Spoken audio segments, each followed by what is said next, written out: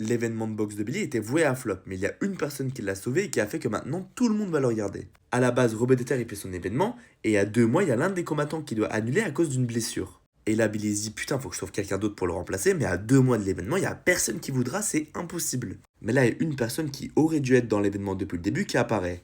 Bailan. Bailan, il reçoit le message de Billy, il cherche même pas à savoir. Il lui dit frérot, moi j'attendais que ça, peu importe qui j'ai en face de moi, je vais l'éteindre. Et c'est tombé sur Brooks, force à lui, je vais le détruire. Sauf que Bailan avait un gros problème, c'est que lui, il aurait resté 2 mois pour être prêt, donc il ne serait jamais au poids à temps. Il partait déjà avec un désavantage.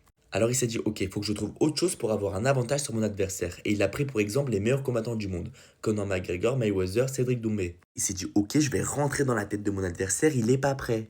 Et lors de son annonce, Bailan a choqué tout le monde, parce que les autres influenceurs, ils étaient en mode bisounours.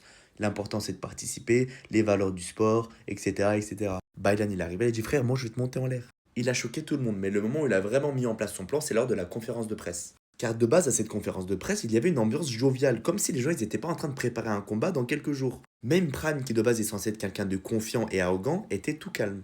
Alors que Bailan, c'était pas la même, entre le trash talk, le t-shirt imprimé avec la tête de Brooks, Flamby et Nico qui rentrent dans la salle et finalement le face-à-face.